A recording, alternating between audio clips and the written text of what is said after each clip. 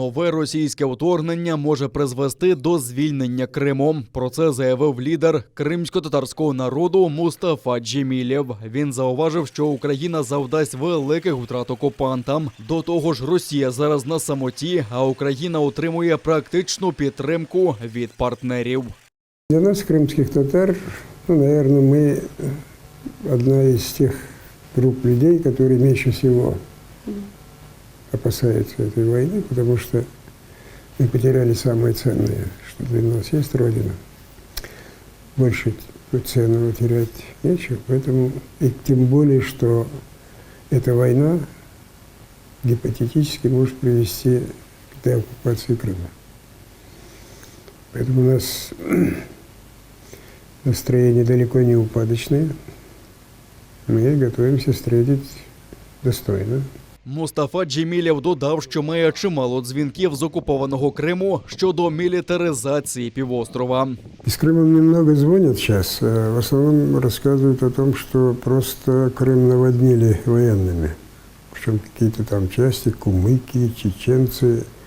Бахчисарай вообще, говорят, там в лесах, в горах, одни воинские подразделения. Ну, я думаю, это просто психоз, они вот такой вот. Как будто бы от того, что там у них будет больше или меньше солдат, что-то будет зависеть.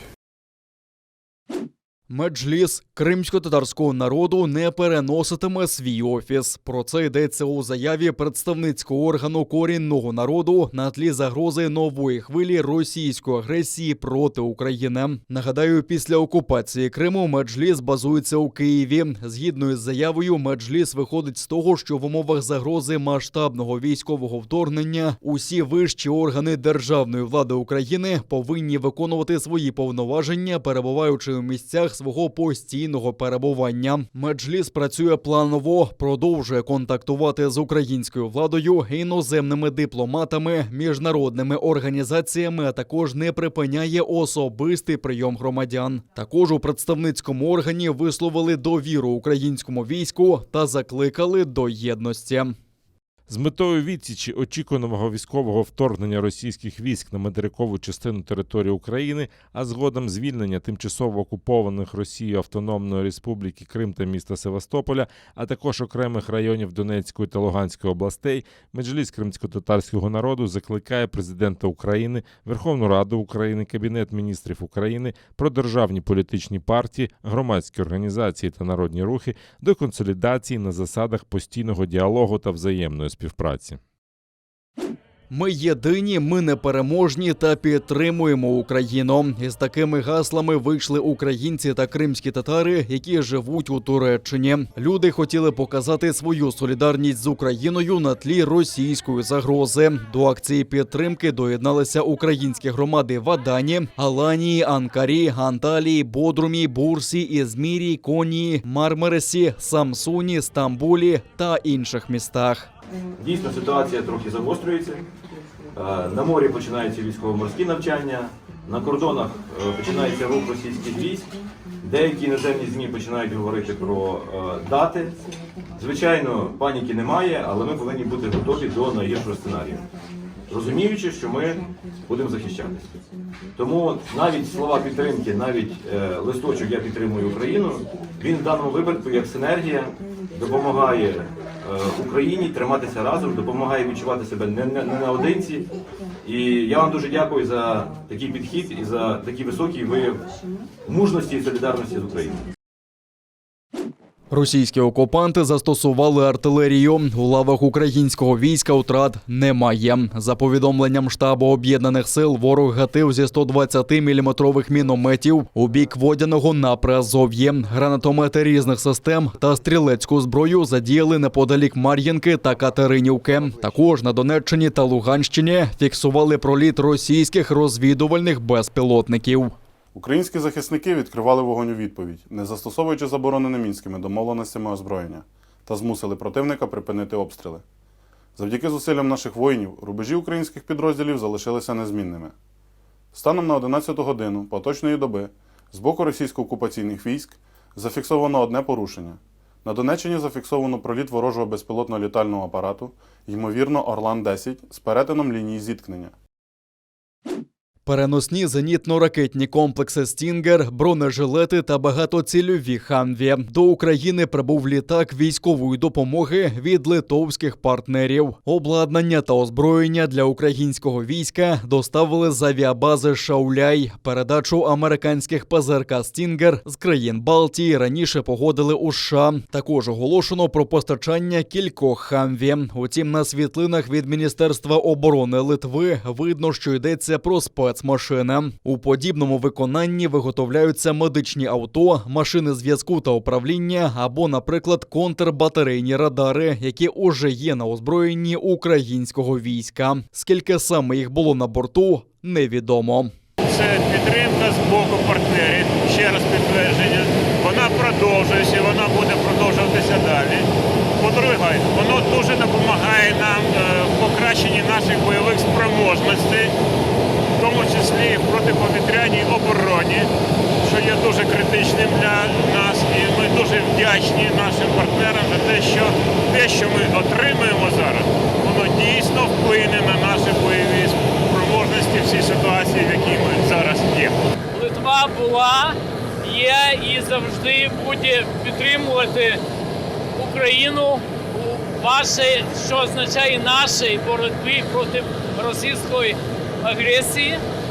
Повірте, у Литви це є аксіомою, яку підтримують усі. Ми залишимося з вами разом до перемоги. Підтримку від литовських партнерів привітали і у посольстві Сполучених Штатів в Україні.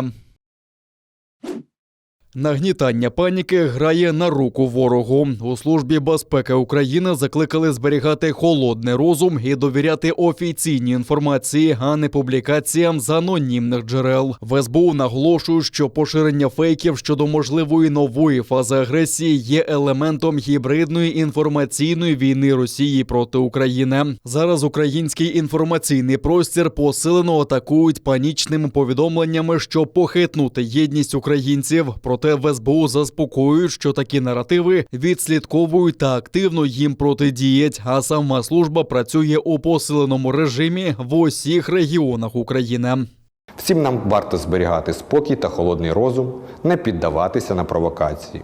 Паніка і дестабілізація грають на користь тільки ворогам, а не Україні.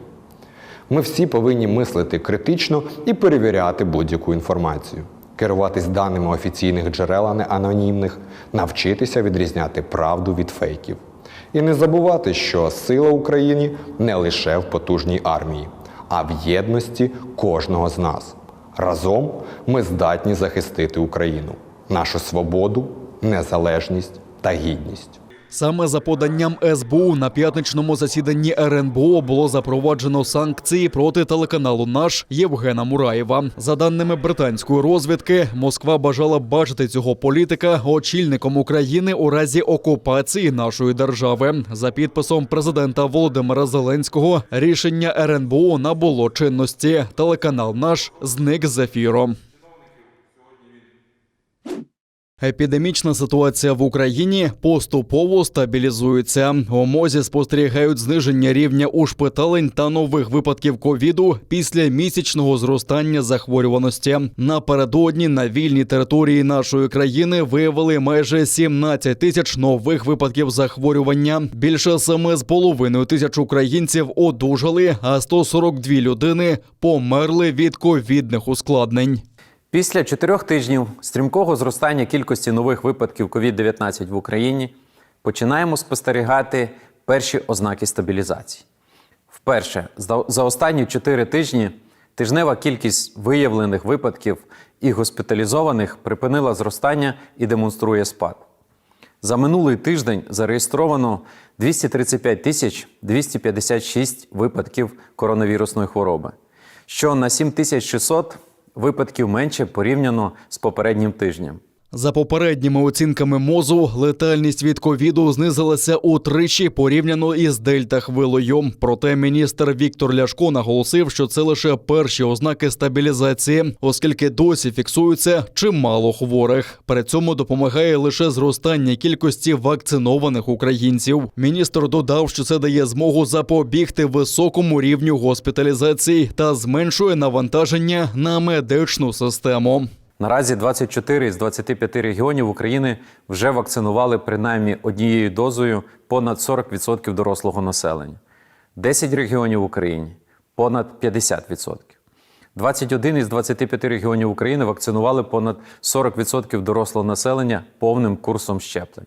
Вакцинуйтеся. Це дійсно врятує ваше життя та дозволить жити звичним життям, у спокої та без обмежень. При появі перших симптомів гострої респіраторної вірусної інфекції залишайтесь вдома та проконсультуйтесь зі своїм сімейним лікарем.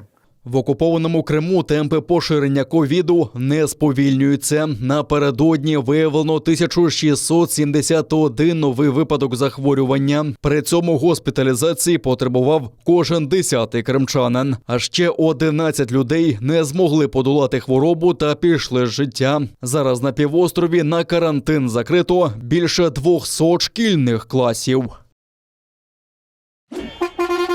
Слідом за Канадою протест далекобійників перекинувся на Францію. Конвой свободи рухається у Париж. Наразі він проїжджає через Тулузу на півдні країни. До цього був у Монтобані, Перпіньяні, Нарбоні та Бордо. На перехресті однієї з автострад зібралося близько 1000 прихильників конвою. Вони розмахують французькими прапорами та тримають плакати з гаслами «Давайте знайдемо свободу». До речі, у Франції в конвой входять не лише фури, а й звичайні автівки та мотоцикли.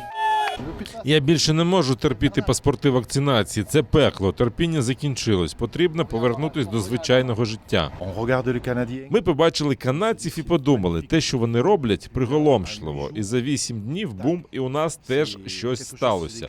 Думаю, у нас теж буде чудово. Загалом до протесту приєдналися близько 120 машин. Водії мають намір доїхати до Парижа, а потім і до Брюсселя, щоб вимагати скасування вимоги наявності обов'язкової вакцинації для відвідування громадських місць. Тим часом у Канаді чиновники уже думають про те, щоб вжити суворіших заходів щодо далекобійників. Багато вулиць Оттави залишаються заблокованими. Учасники конвою свободи вимагають скасувати обов'язкову вакцинацію для працівників їхньої галузі, які їздять на територію США. Федеральні міністри Канади уже назвали блокаду незаконною та закликали протестувальників повернутися додому. Поліція обіцяє активізуватися, щоб покласти край протестам, які відбуваються перед парламентом, Банком Канади та канцелярією прем'єр-міністра. Але протестувальники та їхні прихильники кажуть, що їхати не планують. Мені здається, першим кроком для розрядки ситуації має стати нормальне спілкування. Їм варто скасувати обов'язкові правила та повернути життя у нормальне русло, а потім можна розпочати цивілізовано обговорювати проблеми. Але доки обмеження не знімуть, ніхто не поїде. Протестувальники також частково перекрили міст Амбасадор – найжвавіший переїзд між Канадою та США. Раніше у Білому домі зауважили, що це може викликати перебої у поставках. Вихідними їх розігнали. У поліції заявили, що більше не терпітимуть незаконних дій. Наскільки я знаю, загалом арештовано 25-30 осіб. 5 автомобілів евакуйовано сьогодні та 7 учора. Порушникам загрожує кримінальна відповідальність. Поліція вже стягнула до мосту понад 500 одиниць техніки. Це і позашляховики, і автобуси, і броньовані автомобілі. А лави протестувальників навпаки порідшали. Якщо в суботу їх було близько 100, то тепер не більше 45. Рух цим мостом критично важливий як Канаді, так і США. Щодня ним в обидві сторони приїжджає товарів на $360 мільйонів. Це чверть усього товарообігу між двома країнами. Протест «Конвой свободи» розпочався у столиці Оттаві понад 2 тижні тому. Далекобійники виступили проти правила, яке торкнулося тих, хто їздить на американську сторону. Їм потрібно або зробити щеплення від ковіду, або щоразу при в'їзді до Канади сидіти на карантині. Вихідними в Оттаві протестували близько 4 тисяч людей. До далекобійників приєдналися і водії інших автомобілів, включаючи сільгосптранспорт. Вимоги також розширилися. Тепер вимагають відміни податку на викиди СО2 та відставки прем'єра Джастіна Трюдо. На заході Канади перекрили перехрестя уздовж Тихоокеанського шосе, що веде до прикордонного переходу між Канадою та США. Декілька людей розбили тут табір і обіцяють залишатися доти, доки обмеження не скасують. Слід зауважити, що більше 80% канадців повністю вакциновані.